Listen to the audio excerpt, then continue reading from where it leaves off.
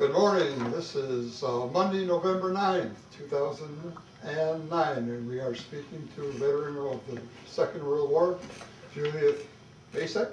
Right. And what branch of the service were you in, sir? 8th Air Force. 8th Air Force.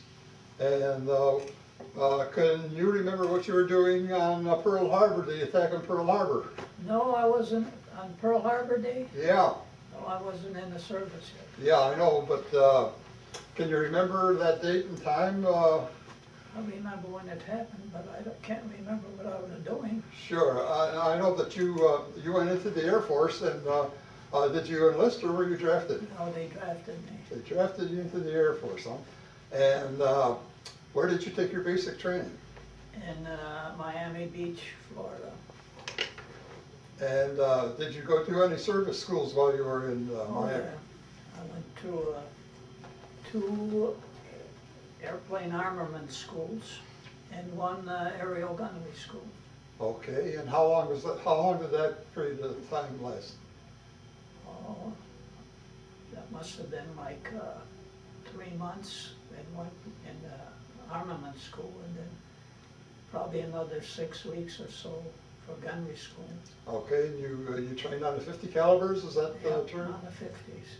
Right. Were those quad guns or were those individual or? They were, well, when we went to aerial gunnery school, it was individual, but then after, well then even when they took you up in an airplane and shoot at targets, you know, that were told, those were single mounted, but then when I flew combat, we had, my guns were twin 50s. Twin 50s.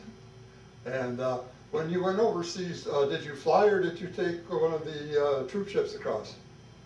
No, let's see. When we flew, because we flew after phase training in different states, you know. Then we flew from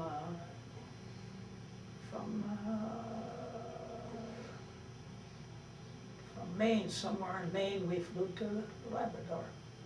And from Labrador, we flew over to Scotland. And what kind of ship did you fly in? B-17. B-17s. Yeah. Okay, and you were stationed in England? Yep. How far from London were you situated? Oh, probably about maybe 60 miles from London. Did you get a chance to get into London at all yeah. on pass? Yeah. How were the Americans received in London? Pretty good, yeah. I thought so. They were really pretty good. It was, nobody got mad at it or anything. Very good.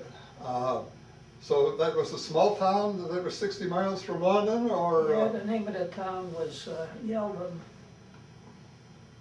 It was a small town, just. But that was where the airfield was. You know. I see. Were you assigned to a crew there, or did you? Yeah, we were assigned to a crew in the United States yet. And how many men in the crew? 10 of us. The 10 of us. 10 of you. Very good. And then you proceeded to have more training in England? Not well. Once in a while, we had training. In between combat missions, we had training missions too. Okay, and where was your first combat mission? Where? It was to, let me see, I got it here. What time, what year, what time of, what month was it? It was in February 1944. So that was the first? My first one was to Ludwigshafen. Okay. It sounds German. Yes, it certainly does. That was the first of many missions. Yeah, I had 30, actually I had 31, but I was all through with my 30th one, and that was it. I didn't have to go anymore, you know. Okay. But then somebody woke me up early in the morning and says, you gotta fly. I said, no, you got it wrong, I'm all through already. Yeah. And he says, no, there was a tail gunner got hurt, and you're the only one who can take his place. So I took his place. So that was the 31st? Yeah. 31st, I wasn't even supposed to be there though. right? And after that, you just stayed at the base and? Yeah, we stayed there for about, oh, let's see, maybe 3 months, 2-3 months. Then we went back to the States. Yeah, but prior to that, on your 31 missions, you got the air medal with 3 clusters? I had the air medal with 3 clusters and the Distinguished Flying Cross. The Distinguished Flying Cross is just below the Medal of Honor. No, not really. It ranks about 5th, I guess. About 5th? Yeah. But wasn't that filtered down from being recommended for a higher decoration and then settling for the mission? No, not really. It was more or less for the missions that we had. Would you care to elaborate on how you won it, how you were awarded the Distinguished Flying Cross? It wasn't on one mission, it was a series of missions. Because, you know, at first, if you flew 7 missions, you were on borrowed time, so it was 25. But then later on, it got to where they said if you flew 15, you were on borrowed time, you know. Mm. But as I got to my 23rd, I was still scheduled for 25, you know. But when I got to my 23rd mission, they changed it to 30 missions. Wow. They raised it, you know.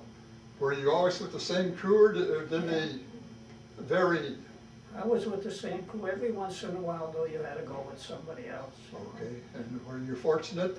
Did you have any problems? Any people wounded on any of the missions? No, not really. But Your first mission, you told us about. How about the other ones? Were they all? first 10 were to Germany. And my last one, where I wasn't even supposed to be there, was to Berlin. Okay, and then you went home directly from England. You didn't go to Europe No, at all. we went from. No, we didn't go to Europe. We went home from Europe.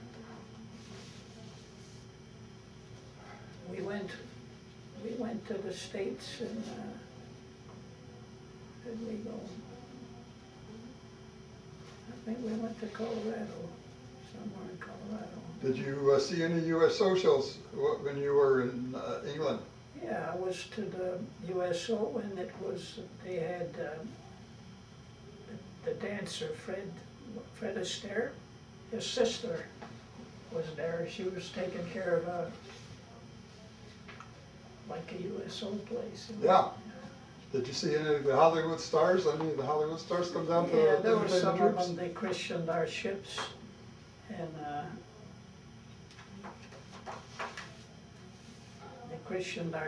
and you know, they broke the bottle of wine or whatever. But you never could stay there and talk to them or anything. They were always just did that and that's it, you know.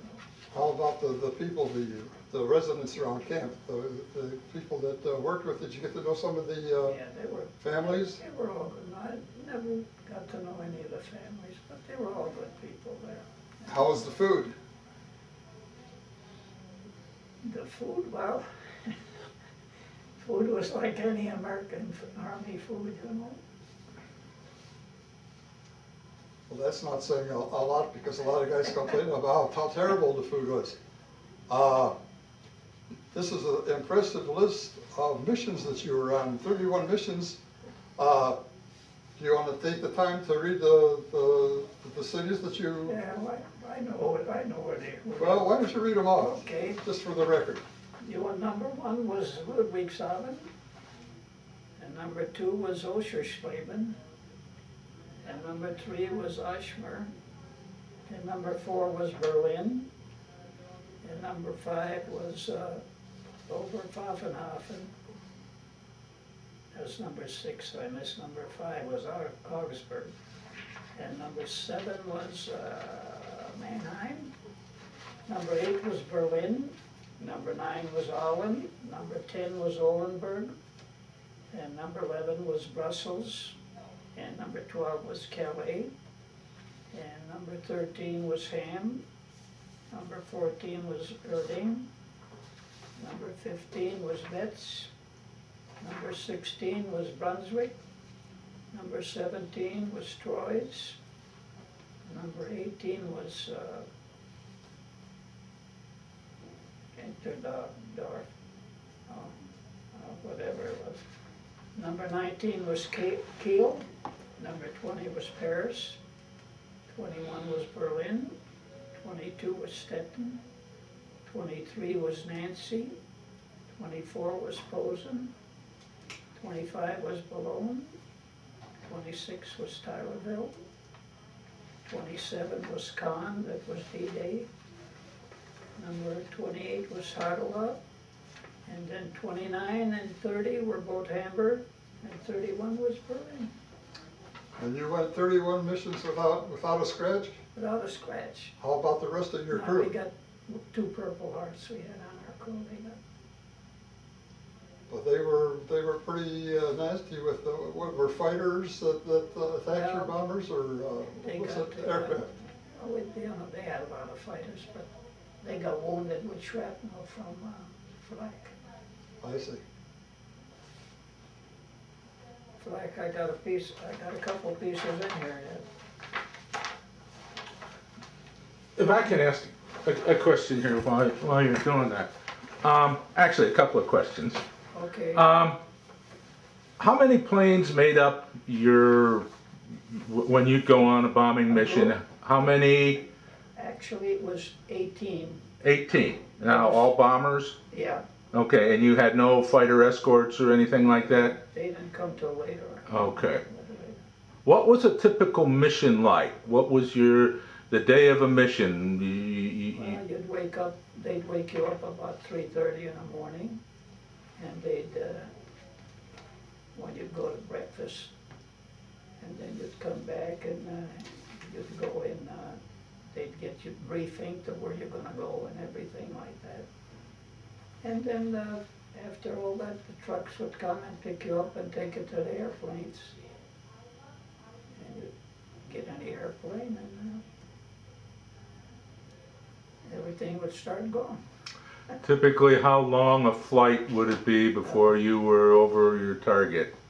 I know it would vary depending upon where you're going, but... The longest one was 10 hours and 30 minutes.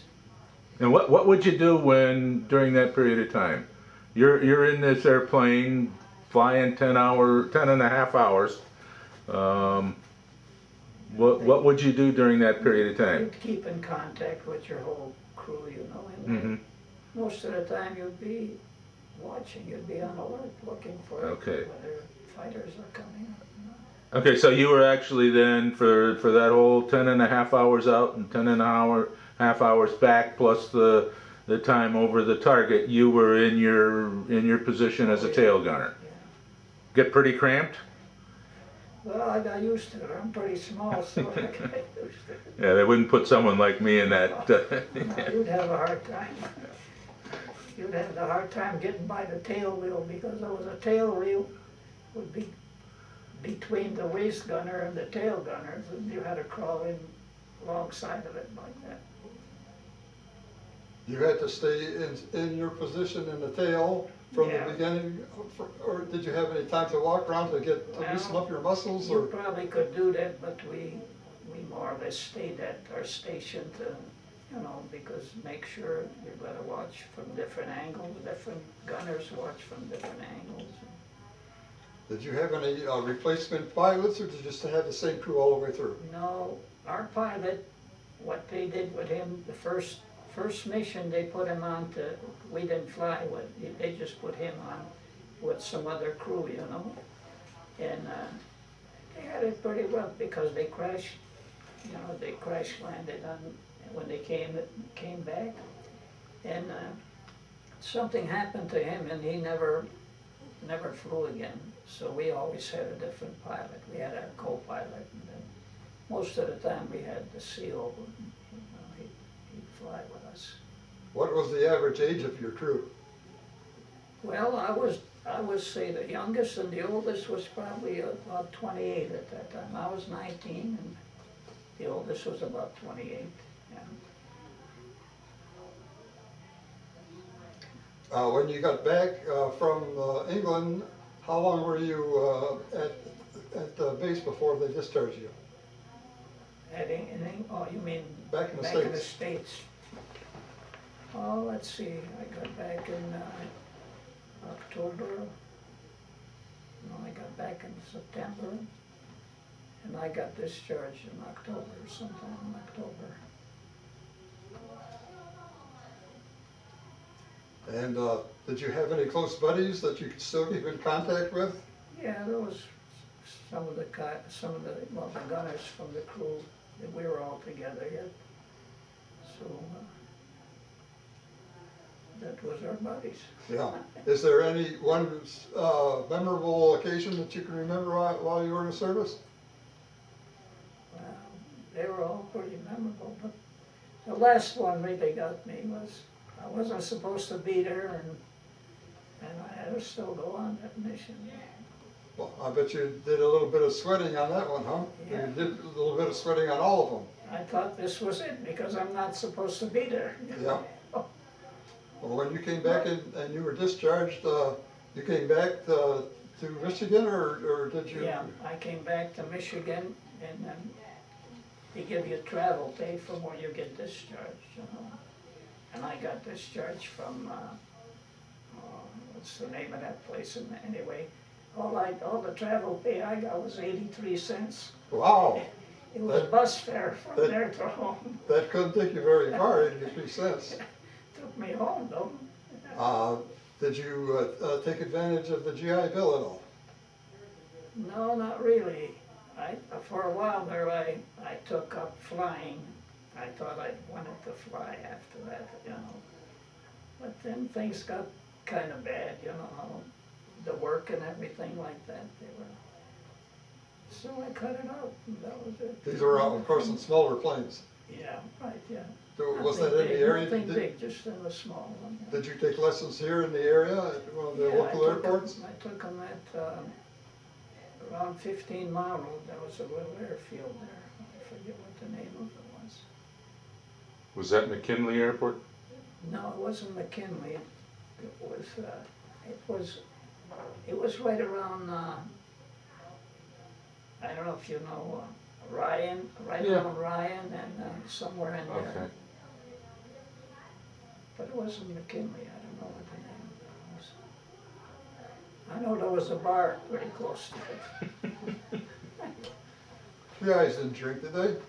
Pardon? GIs didn't drink, did No, they? only when they got a chance. Yeah. 3.2 beer, or Yeah, well, some of that stuff was probably less than that, you know. Is that right? How about the English beer in the pubs? Yeah, Did you get a chance? that was good beer. I like that. They had mild, and they had bitters, and then they had what they called mild and bitters. Next to that, And you sampled some of each. yeah. I wasn't much of a drinker though, anyway.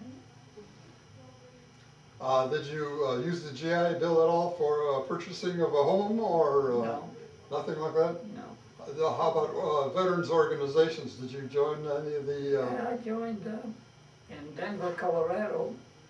I went to one of them Veterans Foreign Wars, you know. And I put a dime in the slot machine and I hit the jackpot, so I joined the outfit. How about that? You were probably one of the lucky ones that never hit the jackpot. And when you came back to Michigan and got established, who did you work for? Who did you go to work I for? worked for Chrysler for 10 years, and then I worked for General Motors for 25 years. And then I retired. At the General Motors building, or one of No, the plants? this was right in Detroit or Antwerp. It was half Detroit, half Antwerp. Do you still attend any of the reunions? No, they were kinda expensive. Thought I'd like to go, but, they were charging, like at that time, you know, this was like $80-some for the room, you know, and then by the time you got through with everything, it was like $200 for like 3 days, so. Some of my crew went there though, and they drive me a letter. Earlier you said that you were contacted by some organization that wanted to send you to Washington Yeah. DC to see the War Memorial Yeah. there? Yeah. So In have fact, you, I was supposed to have a meeting at 2 o'clock with one of them, very good. yeah. But that don't happen till, you know, where they send you next year sometime in the spring. Right. Yeah. I imagine there's a waiting list, because a lot Yeah, of there's a people, waiting it's list. going, I'm only on a waiting list, that's I what see. it is. So when you came back to Michigan, did you join a veterans group here? You joined the VFW in another state, but did you, I joined the VFW, and that was it. I didn't have to, you know, Yeah. it switched from Colorado to Michigan. so you belong to a local group now? Yeah. Now I don't belong to any of them, I don't think. No. Well, Except I belong to a 8th Air Force Heritage outfit. They send me a book all the time. have you ever gone down to the Yankee Air Force Museum Yeah, I in was down Willow there. Run? Yeah, I was down there, I took some pictures. They had some of the World War II planes there, didn't they? They had the one I noticed, they had the B-17 from 303rd Bomb Group. Did you get a chance to go through it? Did you, No, they wanted they wanted cash to go through it, so. well, that's no way to treat a veteran. So I did. But my brother was a gunner in the 303rd Bomb Group in the 8th Air Force, and he got shot down, and he was flying a year before I was. He got shot down in November 26, 1943, and that was his 24th mission. And he would only had one more to go, so when they give me a 31, that kind of worried me too. But they never found his body. They went down in up around Frisian Islands in probably the North Sea, you know. They went down there in September and never know, to this day, they don't know what happened to them. I keep writing them all the time, but see if there's anything new. Because they found his bombardier's body on one of the islands in February 1944. You know, washed up on shore. So they you know, we know that they went down in there somewhere. We'll be celebrating Veterans Day in 2 days. Right, Wednesday. Are you gonna have a little beer, or You never know. I'll be golfing though. you'll be golfing, huh? Yeah. You must still be in pretty good shape if you can get on a golf course. Yeah. What do you shoot about 36 holes when you go out? No, I play Tuesday, Wednesday, and Friday. You keep pretty damn active. But that's only, you know, in a warm weather. Now Friday's supposed to be 63, so we'll probably play Friday too. Very good. Hey, it's something to do. Absolutely. Is there anything else that you want to recount about your service? Not really. Not really? Oh, only one thing. There was 3 of us, brothers, and one was in the infantry, and then myself and the other one that got killed there. We were in the Air Force, but we all had the same rank. Is that right? Nobody could outrank anybody. How about that? Yeah. Yeah, I have a question. Did you have many missions that you started and then the weather got bad, Aborted. you had to abort the mission? Aborted. Aborted missions? Yeah. We had, I think, 2 of those, but that's a kind of, sometimes you have trouble with your plane and you can't go on, you know, because you've got trouble, so you have to go back, but the rest of them will go on. And then sometimes the weather is so bad that they send you up, but then they call you back because it's too bad over the target, you know. Paul, do you want to get a picture of the documents on the table there? Yeah, let's, This is my brother's Stanley, he was in the infantry. Now he's the one. why don't you, can you just hold that up and I'll try and Okay. come in on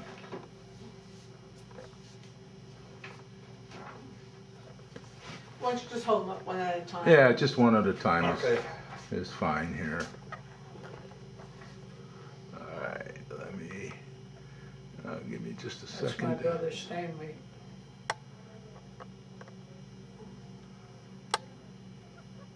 Was he younger than you or older than you? No, they were all older than me.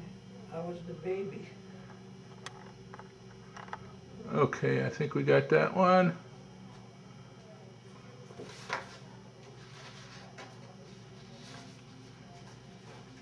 Were you able to keep in touch with them while you were in the service and the rest of your family? With the brothers? Yeah. Yeah, until that one went down.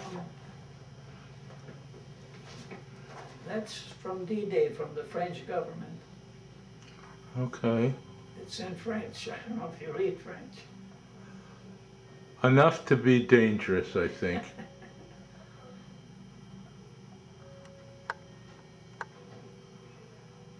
Okay.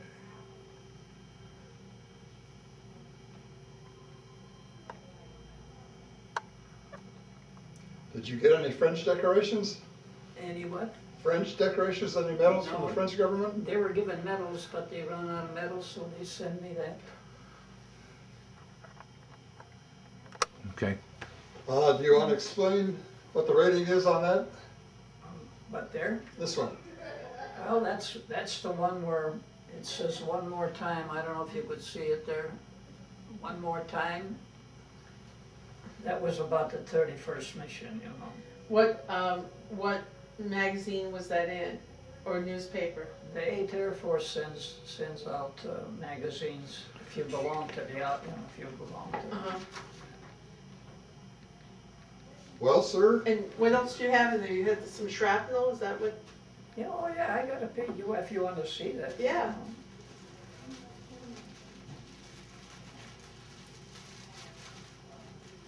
That hit the bottom of my seat, you know, where I actually I sort of kneel on like a bicycle seat. And, that could have been pretty nasty. oh yeah, that could be, could tear a big hole.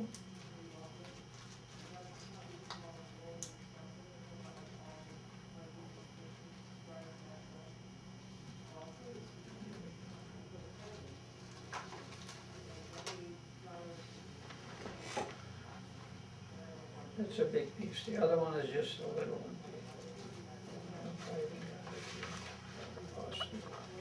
Can you zoom in on that? Yeah. Yeah. Okay. That was on the bottom of your seat. Yeah, hit the bottom. Did you have any armament? Was there any armor? We had flag vests, but I used to put it on my seat and I'd kneel on that flag vest. Couldn't you sit on one and wear the other one? No, I have to kneel. I had to Oh, kneel there, but you were in a kneeling position all the while. yeah, it's like a bicycle seat. It's a little bigger. That's a nasty piece of metal. Yeah, and it's hot too. I'll bet. When you first hit you, it's hot. Did you fly the same plane every time? No, most of the time, but a lot of times they'd be in repair or something, so you'd have to fly them up. Mm-hmm. Did you always see on movies the crew gave the plane a name? Oh yeah, we had a name. What was your plane's name? Los Angeles city limits. Okay. There was a reason for that because how LA was expanding, you know. City limits would be here, then next year it would be way out there, the city limits. So ours was in the sky over Germany, the city limits. Okay. Get somebody to paint it up? Oh yeah. they're good painters, they know what they were doing. They painted a lot of ships. When you would go, there would be you said a group of maybe 18 planes? 18, that was the original 18, but then a lot of times what they call the maximum effort mission, they put up maybe, maybe 30 planes or more. You know, that was, everybody was going, you know, because everybody didn't fly all the time. You'd have some going one day and some going another day. How much time would you have typically between missions? Because if you were going out, say on your longest run, which was 10.5 hours out to the target, and then 10.5 back, and then time over the target, that's almost a full 24 hours. Yeah. And then you get back, and what would you have, a couple of days It all between depends. missions, It or? all depends, I guess, how important the target was, you know. Mm-hmm. But there was times we flew maybe 2-3 days in a row, but then there was times that we didn't fly, maybe 4 or something like that. But a lot depended on the weather, you know. Were you flying mostly in the spring, the summer? No, I flew from February to June 21st. So most of mine was spring and summer, part winter. It's pretty cool up at that altitude, Oh wasn't yeah, it? it gets cold. Well, we had heated suits. Yeah, it gets, let's say sometimes depending how high you are, I guess, could get 60 below. How about food? You must have had some nourishment on a 10-hour flight without anything to eat. Did you go that long, or did you have day rations? I don't know. We didn't have water because it would freeze if you go up there. But I don't remember. We must have had something. We might have had a bar or something like that to eat. I don't remember eating any. Well, they had to keep you slim so you could get into that little cubby hole. Yeah, well, I was only 117. Yeah. Now I'm like 140, 142. Did they lose many planes? Well, through the course of the war, my group alone lost 131 bombers. But the 8th Air Force, they lost just in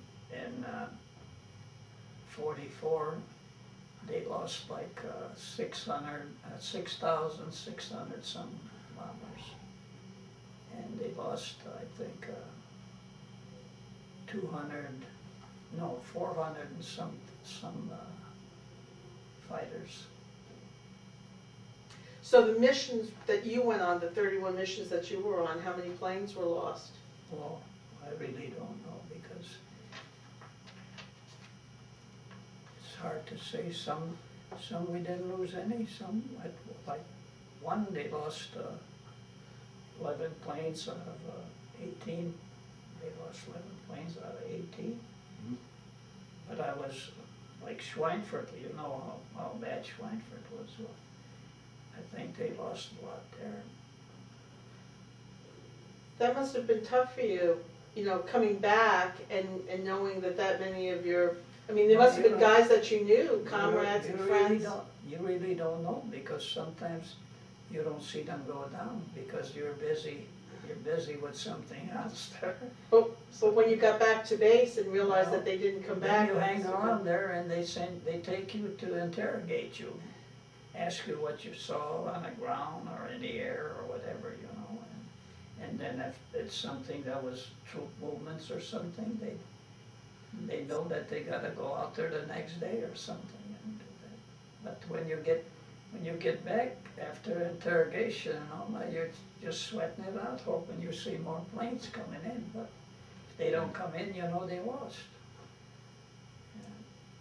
First thing you do is go get a bite that somebody else used to have. Did you have any experience with the German fighter planes? Oh, yeah, we had almost all, well, I'd say, Every mission? yeah, on the earlier ones, they were there, but later on, well, the only thing I could say, like on the last mission to Berlin, we lost 3 planes. But like that, I think they shot down maybe 4 or 5 airplanes, something like that. But for one mission there, it was the Oschersleben in January 11. They claimed 210 enemy fighters shot down on that one mission. How true, I don't know. Sometimes, you know, you get, this guy says they shot it down, the other guy said they got the same plane, you know. But they're pretty accurate, I guess they know that. Your distinguished flying medal, do you have that in a frame or? I've got that, I got the air medal and all them other ones. I've got that in a frame, then I got my other brother. You should have brought that with you and you would have Oh, it. they're big frames, so I got them, they got all 3 of them, I got all 3 of them, the pictures, and I got all 3 of them. That would have been a very interesting thing Yeah. to photograph. Yeah, that would have been. Have you had any contact with the Veterans Administration? Asked them for anything at all since Oh, you've been? yeah, I always keep in contact with, checking on my brother, see if, you know, not with the veterans, but with the 8th Air Force, seeing if they heard anything new, because, you know, you could get some information from the Germans. They're still getting some information from the South Pacific. They're picking up information. Yeah. Yeah, it takes time, you know, they dig them up. Sometimes they get some word from somebody that something happened there, you know, and they go there and they find parts of the airplane and bones. By now it's only bones, you know. Yeah. Paul, do you have any more questions? Any more questions? I thank you very much for coming in. Beautiful. It was an interesting interview. Thank you for your service. You're part of the greatest generation. Yeah, that's I right. hope you have a couple of beers on Veterans Day and keep smiling and hit that golf ball. Yeah, I bought a new stick, big head, and I'm hitting it pretty good. Yeah. So you survived 31 missions, and then you won the jackpot too? That was when you came back to the States. That was back in the States. Well, back in the States, but I would think, you know, that either one of those is pretty rare. Yeah, that was it. We stopped at the Denver Veterans of Foreign Wars. We stopped there and we had a drink, and I had a dime, I put it in a slot machine and I hit the jackpot. So I joined the Veterans. And you take all the bets on the golf course too, I'll bet. Well, I do pretty good there. Well, thanks again for coming down. It was Okay. really interesting listening to your stories. We're going to finish up